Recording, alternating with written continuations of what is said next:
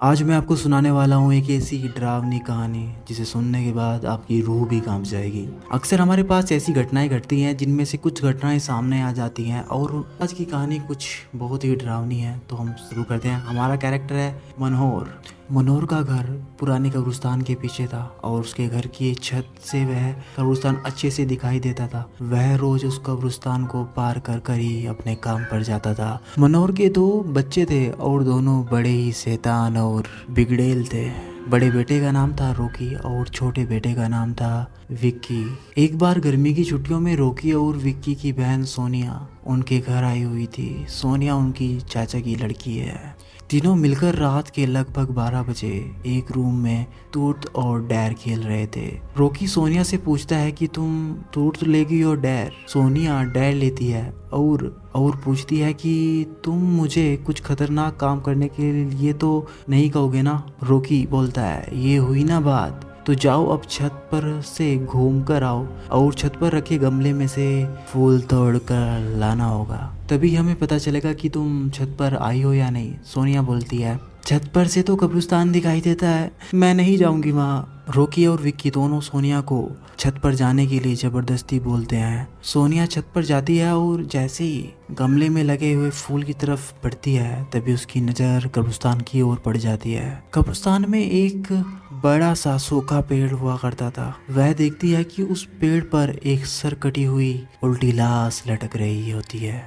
सोनिया उसे देखते ही जोर से चिल्लाती हुई बेहोश हो जाती है। फिर जब सोनिया बहुत देर तक छत पर से लौटती नहीं तो रॉकी और विक्की दोनों डर जाते हैं और वह छत पर जाकर देखते हैं कि सोनिया तो बेहोश पड़ी है। वो तुरंत मनोहर को बुलाते हैं, पापा, और सारी बातें बताते हैं। मनोहर बोलता है तुम तीनों को ऐसा खेलने की क्या जरूरत थी, और रॉकी तुम जानते हो ना उस कब्रिस्तान के बारे में कैसी कैसी खबरें आती रहती आए दिन, फिर भी सोनिया को तुमने रात को छत पर जाने के लिए भेजा। रॉकी बोलता है सॉरी डैड, मुझसे गलती हो गई, हम अब आगे से ऐसा नहीं करेंगे। मनोहर बोलता है और फिर दोबारा ऐसा किया ना तो तुम दोनों को देख लेना, उस कब्रिस्तान के अंदर ही छोड़ाऊंगा। अच्छा सोनिया बेटिया बताओ तुमने वहाँ क्या देखा कि तुम डर के मारे बेहोश हो गई। सोनिया सहमी हुई बोलती है और मनोहर को सारी बात बता देती है उसने क्या देखा।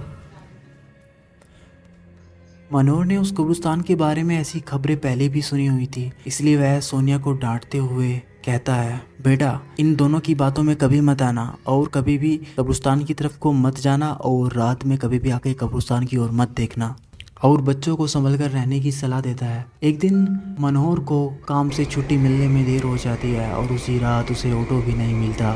वह पैदल ही घर की ओर चल पड़ता है। इधर विक्की और रॉकी दोनों आपस में बात करते हैं। रॉकी, विक्की तुम्हें क्या लगता है कि सोनिया ने जो कहा वो सच है? मुझे तो लगता है कि वह सिर्फ बस बातें बना रही होगी, उसका कोई भ्रम होगा। विक्की बोलता है अरे भाई तुमने उसकी हालत नहीं देखी, एक दिन में ही वो कितनी डर गई है, वो यहाँ एक दिन भी रुकने के लिए तैयार नहीं है। मुझे लगता है कि उसने सच में कुछ देखा होगा। रॉकी बोलता है चलो हम कब्रिस्तान में जाकर खुद ही देख लेते हैं। विक्की बोलता है अरे भाई तुम पागल हो तो नहीं गए, मुझे अपनी जान बहुत प्यारी है, मैं कहीं नहीं जाऊंगा और तुम भी मत जाओ। विक्की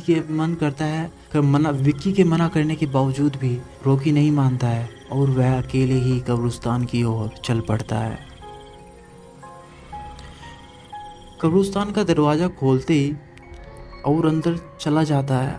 वह उस बड़े पेड़ की ओर देखता है जिस पर सोनिया को सर कटी हुई उल्टी लाश दिखाई दी थी। रॉकी खड़ा होकर उस पेड़ की ओर देखता ही है तभी एक अदृश्य हाथ उसके पैरों को पकड़ लेता है। रॉकी डर जाता है और जोर से चिल्लाने लगता है बचाओ बचाओ, छोड़ दो मुझसे गलती हो गई, मैं फिर कभी यहाँ दोबारा नहीं आऊँगा, प्लीज़ मुझे जाने दो।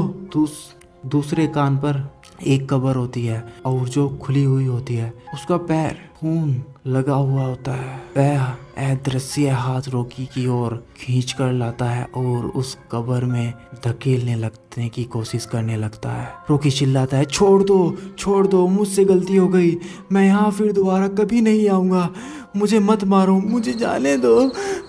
मनोहर काम से पैदल घर पहुँचने वाला ही होता है। जैसे ही वह कब्रिस्तान से गुजरता है उसे रॉकी की आवाज़ सुनाई देती है। मनोहर, क्या यह रॉकी की आवाज़ लगती है? यह तो कब्रिस्तान से आ रही है, मुझे जाकर देखना होगा। मनोहर कब्रिस्तान में चारों ओर देखता है लेकिन रॉकी नहीं दिखाई देता। वह घर लौट कर आ जाता है और विक्की से पूछता है कि रॉकी कहाँ है। विक्की पापा, मेरे बार बार मना करने के बावजूद भी रॉकी कब्रिस्तान में चला गया।